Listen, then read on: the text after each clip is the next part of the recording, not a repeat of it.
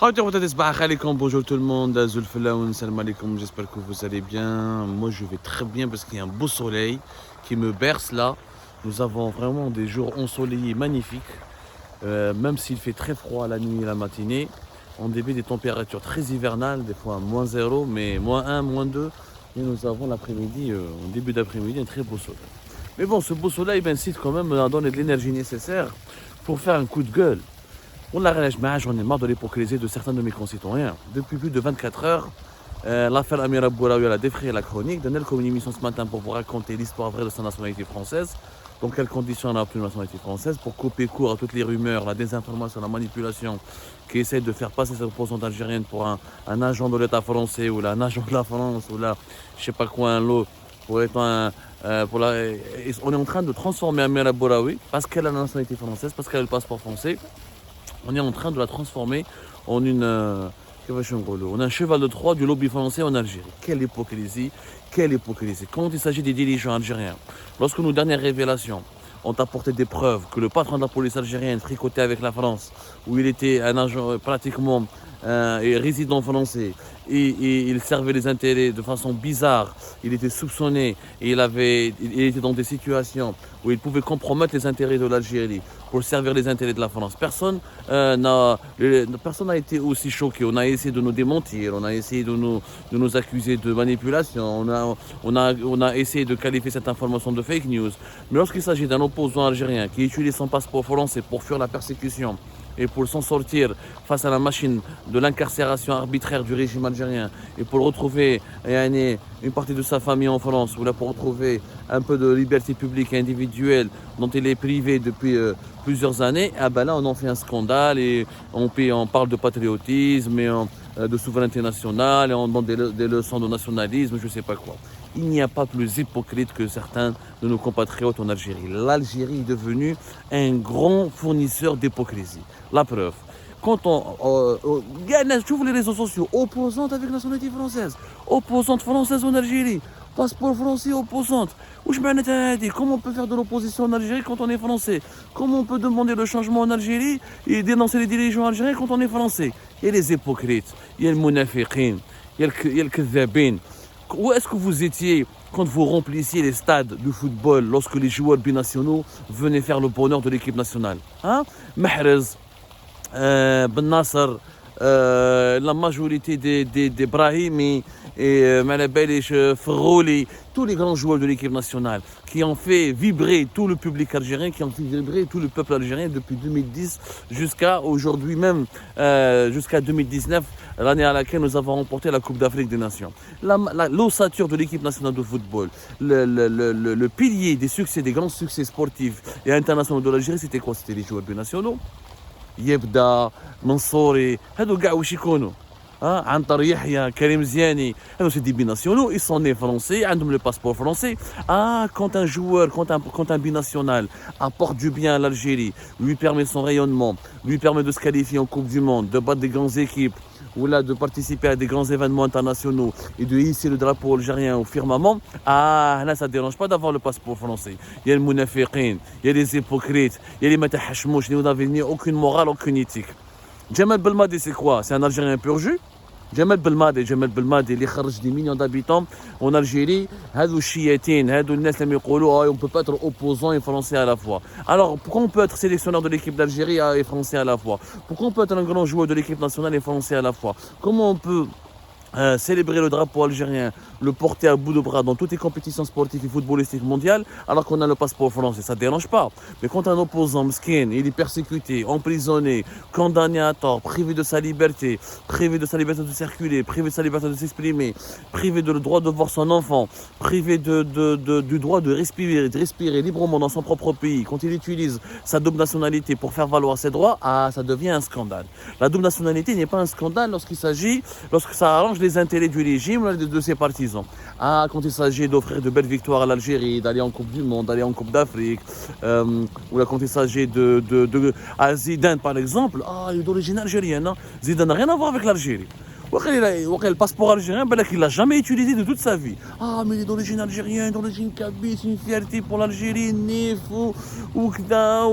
c'est une grande fierté, un grand honneur pour l'Algérie, etc. Mais Amira Bouraoui Mskina, opposante, 20 ans de militantisme, des manifestations dans les rues, bastonnée, battue par les policiers, arrêtée à maintes reprises, traînée dans les camions de police, en garde à vue dans les commissariats à maintes reprises. Elle a fait de la prison à Coléa. Une femme qui a abandonné, qui a été obligée de divorcer pour poursuivre son militantisme en faveur du changement démocratique en Algérie, en faveur d'un véritable nouveau mode de gouvernance dans notre pays, pour les défenses des droits de l'homme, pour la défense des libertés publiques et fondamentales. Elle a tout sacrifié, Mskina. Sebouha, ma khallawlash, dakhoulha la vie privée, dakhoulha la vie intime. Ils lui ont collé toutes les étiquettes, ils l'ont accusé de tous les maux. Ils l'ont rendu comme une traître, une femme. Ils l'ont traîné dans toute la boue. 20 ans de militantisme qui vient d'être effacé, qui vient d'être remise en cause, juste parce qu'elle a le passeport français. Il y a des ministres, l'ex-ministre du Moudjahidine, Chérif Abbas, qui a insulté la France en 2014, en 2013, il a fini résident en France, à Lyon. Ammar Saïdani, l'ex-patron du FNN, lui-même a fini à Neuilly-sur-Seine, propriétaire d'un des plus beaux appartements de la région, dans les quartiers les plus chics de Paris, Neuilly-sur-Seine. Ces filles âgées de moins de 30 ans, il y a les hypocrites, il y a les lâches. Vous étiez où quand nous, Algérie, ont révélé que les filles de Belkhser, âgées de moins de 30 ans, ils avaient au moins 2 appartements dans le 16e arrondissement. L'arrondissement le plus chic, le plus riche de Paris. Quand Belkhser a pris un passeport étranger, elle a mis des manifestations, les réseaux sociaux, vous n'avez pas demandé des comptes, et vous n'avez pas demandé de l'intervention de l'État, vous n'avez pas été scandalisé. Je vois l'hypocrisie d'une grande partie de notre population et de nos compatriotes, elle est tout simplement insupportable. Les binationaux en Algérie sont nombreux. Nous avons au moins, c'est des chiffres que ni la France ne veut révéler, ni l'Algérie ne veut évoquer, parce que c'est un grand tabou. Nous avons au bas mot 10 millions de binationaux. Au bas mot, je dis bien 10 millions de binationaux. Avec au moins 5 millions d'Algériens qui vivent en France, dont au moins 2 millions qui ont la nationalité française, ça à coup sûr. Le nombre de naturalisations, les Algériens font toujours partie des 3 ou de 5 nationalités, ou des 5 catégories d'immigrés qui demandent à chaque année la nationalité française. Avec les Français d'origine algérienne, un Français qui est né français mais qui a un père algérien, un grand-père algérien, une mère algérienne, un père algérien, un oncle algérien. Les couples binationaux, les Algériens qui ont épousé des Françaises, les Français qui ont épousé des Algériennes, les personnes qui sont nées français mais qui ont vécu en Algérie. Il y a une telle palette, il y a une grande diversité. La communauté franco-algérienne, elle est très diverse, c'est une véritable mosaïque. Et au bas mot, je dis bien au bas mot, il y a au moins 10 millions de personnes. Mais personne ne veut reconnaître cette vérité. La France, ça la dérange parce que l'opinion publique française sera avec la montée en flèche de l'exonophobie et du racisme, de la peur de l'étranger. Quand on va révéler de tels chiffres, oh là, mais où est-ce qu'on va pas, la théorie du grand remplacement et certains intellectuels français racistes évoquent à chaque fois la théorie que la France est en train d'être envahie par la démographie algérienne, par l'immigration algérienne. En Algérie, on ne veut pas évoquer ce sujet parce que ça rappelle toujours les liens intrinsèques, ombilicaux et l'interdépendance entre la France et l'Algérie, pour ne pas dire une dépendance totale de l'Algérie vis-à-vis de la France en raison de ses liens historiques et de ses liens humains.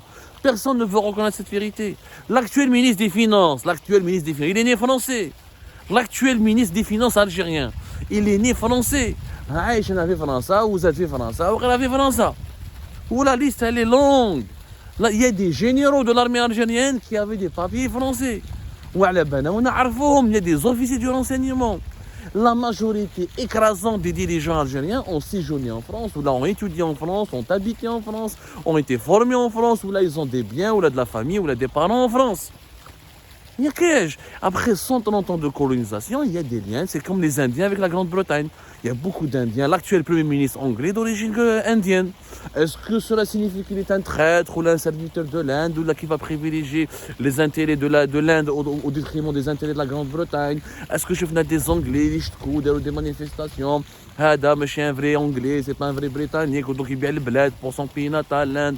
Le monde a changé. Être binational ne signifie pas forcément être être dans des situations de conflit d'intérêts. Amira Bouraoui n'a jamais privilégié la France. Amira Bouraoui, elle s'est battue en Algérie, elle a risqué sa vie en Algérie, elle a fait de la prison en Algérie, elle a milité en Algérie, et ce n'est pas une sainte. Amira Bouraoui Maraïch, Mère Teresa, elle a beaucoup de défauts. Je ne suis pas d'accord avec moi, Amira Bouraoui, sur pas mal de ses positions. Je l'ai contredit à 1000 reprises, ou j'aime pas son style, ou des fois qu'il te sep ou tahda, ou qu'il te sep le gaïd salih, ou taïh بالكلام ou ma balèche. Je n'étais pas du tout d'accord. Mais on ne peut pas remettre en cause la sincérité de son engagement. On ne peut pas remettre en cause son amour, son patriotisme, son véritable amour vis-à-vis de l'Algérie. Quand d'autres femmes cherchaient un bon parti pour se marier, pour faire des enfants, ou la chercher un mari pour avoir un appartement, ou des logements, ou là je sais pas quoi, l'Algérienne Amira Bouraoui avait compromis sa vie de couple mesquina, elle avait compromis sa vie de famille pour s'engager vis-à-vis d'une Algérie démocratique, prospère, et où les droits de l'homme et les droits de la femme sont respectés. L'hypocrisie, oui, des binationaux, il en existe énormément. Et être binational ne signifie pas préférer la France à l'Algérie, ni préférer l'Algérie à la France. C'est une situation, c'est un héritage. Binational, c'est un héritage. Il y a franco-algérien. Elle a hérité de sa nationalité. Ses deux enfants sont franco-algériens. Parce que c'est un franco-algérien, il a hérité de la nationalité française de sa mère, qui est une Française, pied noir, qui a fait le choix de se battre et qui a choisi le camp de l'Algérie indépendante. J'ai plus de respect pour les Français de souche qui ont soutenu l'Algérie indépendante que pour les Harkis algériens qui ont choisi le camp de la France colonisatrice. Il y en a beaucoup. Et le nombre des Harkis algériens dépasse les 500 000 à l'époque de la guerre de l'indépendance. Et beaucoup, d'ailleurs on n'a jamais su le nombre, mais il y a plusieurs centaines au moins de Français de souche qui ont soutenu l'Algérie indépendante. عيب عليكم هذو les leçons de patriotisme. تلقى انسان مسخ ماشي قاري ما عنده حتى والو في راسو, il ramasse même pas un sac de poubelle devant sa maison et il participe même pas à nettoyer son environnement immédiat, où il met des leçons de patriotisme sur les réseaux sociaux, où il se fait Amira Bouraoui, il se fait les binationaux. يا ناس يا معشر يا غاشي كما نقولوا هنا يقولوا بعض اليوتيوبر هذوك تاع الماسكاراد هذوك تاع الهضره تاع الصوت اكسترا. وين كنتوا lorsque les matchs de l'équipe nationale, il y avait que les binationaux qui marquaient les buts, qui portaient l'Algérie jusque sur leurs épaules. Vous étiez où ce jour-là? Et pourtant, l'équipe nationale d'Algérie était portée par les binationaux. Donc, on ne peut pas dire que les binationaux ne sont pas des vrais patriotes. Leur importance sur l'échiquier culturel en Algérie, il est important. Leur importance sur l'échiquier politique, il est majeur en Algérie. Si on était un pays réellement intelligent, on devrait intégrer les binationaux au sein de tous les appareils de l'État. Bien sûr, il y a certains postes, il faudrait que tu renonces à ta nationalité étrangère, je suis d'accord. On ne peut pas être chef d'état-major de l'armée algérienne et être binational. On ne peut pas être patron de la police et résider dans un pays étranger. On ne peut pas être président de la République et avoir une double nationalité. Mais ce n'est pas grave d'avoir des origines étrangères, d'avoir une femme étrangère, ou Rachid Nekez. Rachid Nekez, c'est pas le meilleur exemple. Quelle est la personnalité politique qui a fait plus bouger les lignes et qui a suscité le plus de buzz ces 10 dernières années? C'est Rachid Nekez, un binational. C'est ni Sofiane Djilali, ni Abdelrazak Moukri, ni Manabalish Karim Tabou, ni Walou. C'est Rachid Nekez. Il a parcouru l'Algérie, il a créé une grosse communauté, il a fait risquer sa vie, il a failli être tué, et pourtant c'est un binational. Il a renoncé à sa nationalité française pour se battre, pour se porter candidat aux élections présidentielles en Algérie. C'est un binational. تلقى واحد جا من الجلفه ولا جا من الغواط ولا جا من غردايه, كنا لا موندر اوكازون يبيع l'Algérie ويروح. والله مريح لك في الجزائر. ونعرفوا احنا c'est pas la peine de nous donner des leçons de patriotisme. Les binationaux méritent notre respect, méritent nos encouragements, méritent notre considération, ils méritent notre amour, parce que ce sont des gens qui, en dépit du fait qu'ils possèdent des nationalités étrangères de pays beaucoup plus prestigieux, de pays beaucoup plus puissants, ils continuent d'aider l'Algérie, de penser à l'Algérie, de militer en Algérie et de participer, chacun avec ses moyens et selon son parcours et selon sa vie, au développement de l'Algérie ou là à sa libération du joug du sous-développement, de l'ignorance et de la dictature. C'est comme ça, et c'était un coup de gueule contre l'hypocrisie, à bas l'hypocrisie, et j'espère que je compte beaucoup sur votre compréhension pour faire reculer ces idées archaïques et fanatiques.